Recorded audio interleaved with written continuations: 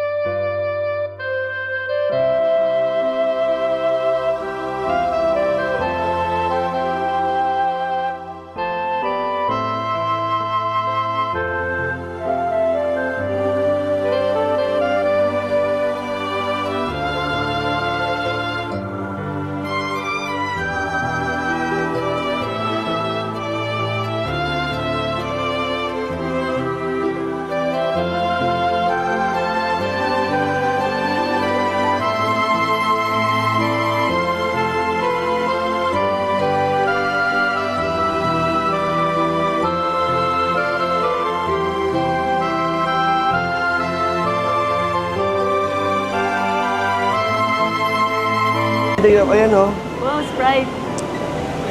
Ayan na yung fountain. Dapat excited Wow, daw. tara, swimming tayo. Dapat daw excited.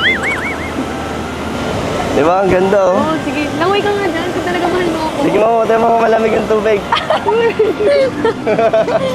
Wag na. Maglagay ka ng ano. Magtapo ka ng barya. Wala akong barya. Pampaswerte yun. Mag-wish ka. Ayoko. Hindi ko alam kung pwede. Ano, Joy? Masaya ka?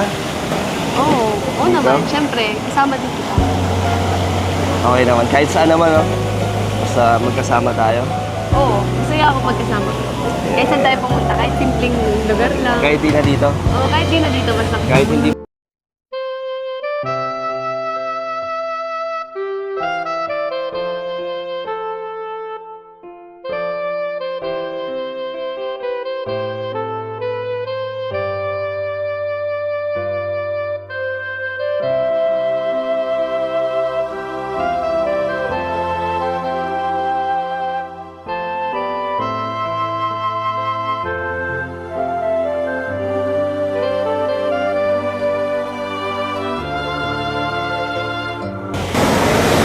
Bakit parang may isip ka?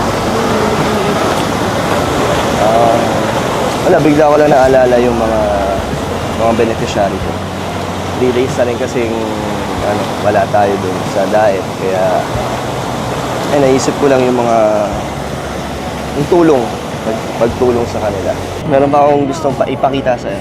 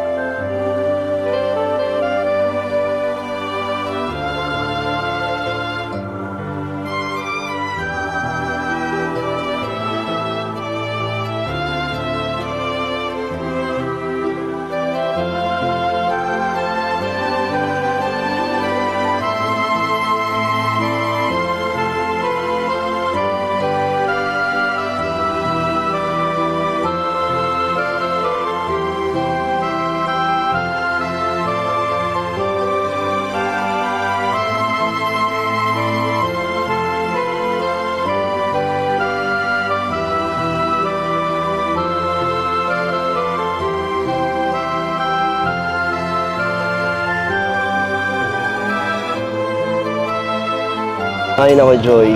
Sayang, no? Ang dami pa sana pwede nating puntahan. Kaso, uwi na tayo bukas. Ang bilis ng araw. Pero, ang dami pa namang next time. At ibang lugar naman. Di ba? Oo. Ano lang, nabitin ako sa first travel natin. At sulit naman kasi kasama kita. Ikaw, nasulit mo naman. Oo, siyempre, kasama ang Team Kalinga. Di ba? Kasama ka. At na-relax ka naman. Oo. Di ba? Nag-enjoy ako sa mga pinuntahan natin. Hindi ka ba nalulungkot na babalik na tayo sa diet? Ay, medyo, kasi nakakamiss mag-travel. At balik ka ulit sa pagka-busy. At bihira na lang ulit tayo magkikita niyan. Kaya nga ako nalulungkot kasi busy ka na ulit, busy na ulit ako. At parang limited na lang yung oras natin. Pero okay lang, at least malapit pa rin tayo sa isa't isa, di ba? Nag-uusap naman tayo. Bakit? Wala. Next time, ang dami pa naman tayong travel na napupuntahan. Basta walang iwanan. At may gusto rin pala akong sabihin sa'yo, Joy. Kaso, next time na lang siguro. Sa next na travel na lang natin. Pag na lang, mas medyo romantic yung lugar. Romantic naman to eh. ang Basta daming magkasama tayo. Marami kasing tao. Parang Sabihin mo na. hindi kasi siya medyo, hindi siya sincere pag sinabi ko sa'yo. Parang, kasi di ba nasa public, gusto ko yung medyo romantic, yung parang date. Yung ganun. Itatampo ako sa'yo. Hindi kasi ako sanay magsalita or magsabi ng mga ganitong words.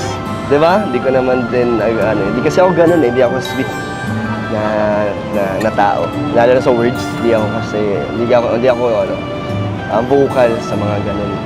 Okay lang, sabihin mo na kasi. Hmm? Sabihin mo na. Parang nalulungkot ka.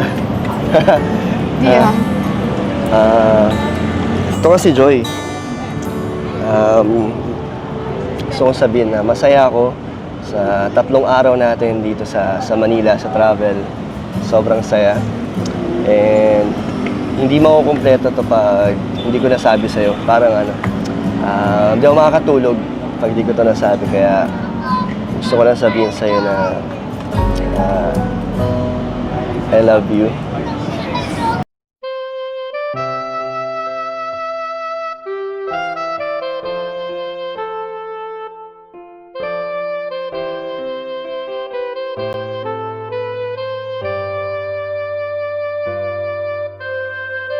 Ano?